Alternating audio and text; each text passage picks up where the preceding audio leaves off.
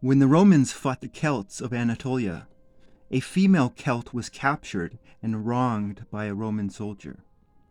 This wrongdoer then tried to ransom her back. While she was being ransomed back, she ordered the Celtic men to kill the Roman soldier, and they did. Correct me if I'm wrong, but I'm pretty sure that this is a violation of diplomatic nonviolence, even if this was an illegal private ransom. The other Roman soldiers caught word of what had occurred and confronted her. She stood her ground and stated her case. Despite modern anti-Roman propaganda, these soldiers, unaware that they are supposed to be the epitome of evil, praised this woman for killing their countrymen. This woman is more Roman than any rapist. I was a child living in the projects of Ambridge, Pennsylvania, and another boy, surrounded by his gang, harassed and hit my older brother. I have fairly white skin because of my red-headed mother, but my father has dark Apache skin and a thick curly fro. My dad is a gentleman, but when he gets angry, you can feel it in the air. This is the infamous Apache rage. I think rage and passion are two sides of the same coin. The Apache can be a deeply passionate people. The Apache rage and passion is similar to the Irish, although thankfully the Apache don't talk as much. Anyways, my dad goes out to confront this boy in front of his gang. The boy was flippant and trying to impress his friends, so my father hit this kid. As I remember it, this boy and his friends cowered backwards. Two cops ended up confronting my father, and he stood his ground. He admitted to hitting the child and said that this boy lacked a father figure in his home and that this boy deserved to be smacked. If they wanted to put him in jail for doing the right thing, then go right ahead. I remember my mother coming in before the cops arrived saying that my father was going to be arrested, but the cops walked away and my dad came back home. I have to put a disclaimer in. I was kept inside all this time, and most of this information comes from my mother. This is neither judgment nor filial impiety. It is simple fact. My mother is a liar.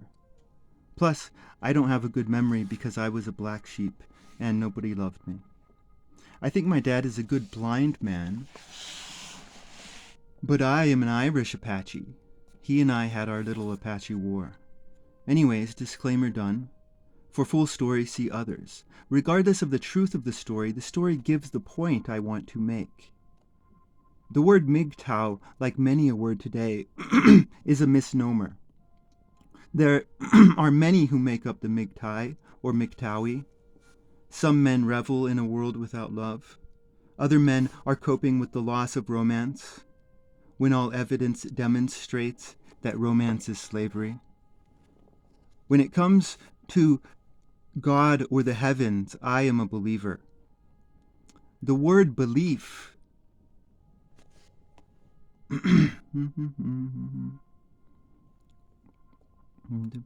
the word belief cannot exist without doubt. There are no believers today because the believers refuse to doubt. So when I say that I am a believer, do not misunderstand me. Don't confuse me for all those other idiots in the world. I believe something is on the other side. I couldn't tell you with certainty what, but I believe. Now, if you have your listening ears on, you will notice that this fits the definition of agnostic. True believers are agnostic. Certainty is for the tyrants. I am an agnostic whose doubt is greater than my belief. Hell, I am practically an atheist. How can one deny the horrifying reality of the MGTOW claims? How could he give such beautiful creatures no heart?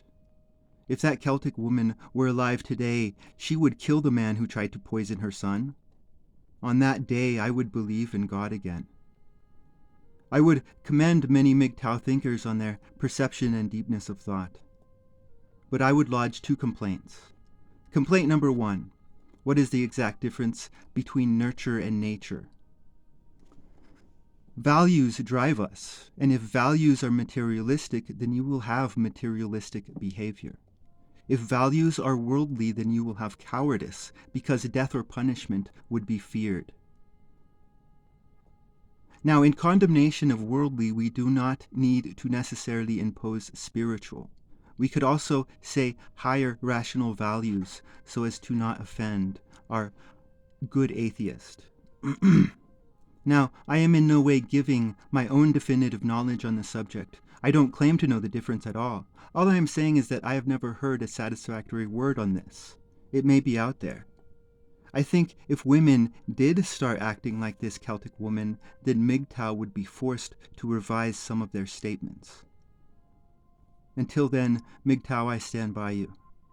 I have accepted the reality that romance can only be found in your work, that passion should be reserved for your precious tools. I love my pens, and I love my paper. I now love my new fountain pen and my black fountain ink. Complaint number 2. How many times does MGTOW reflect their eye inward?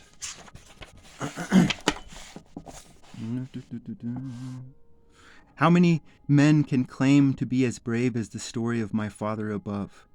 How many men would commit a crime to do what is right? MGTOW talks about women being a disappointment, yet no man today is as brave as that Celtic woman. Do not think I am attacking you, MGTOW. I am simply engaging in conversation. Reflect on the boys in the story above. They are on top of the sexual ladder until they get smacked by an angry Apache. The author of the Book of Enoch comments on the countenance of man. This is very insightful because many of us have seen the countenance of the bully bow down, and his attractiveness decreases as well. A woman of any dignity would now mock his bravado. But a woman of wisdom would have seen his false confidence and his foul heart. Wow, what a thought. A woman of wisdom, unicorn. I send you all MGTOW warmth and love. Keep shining your light in this cold, dark world.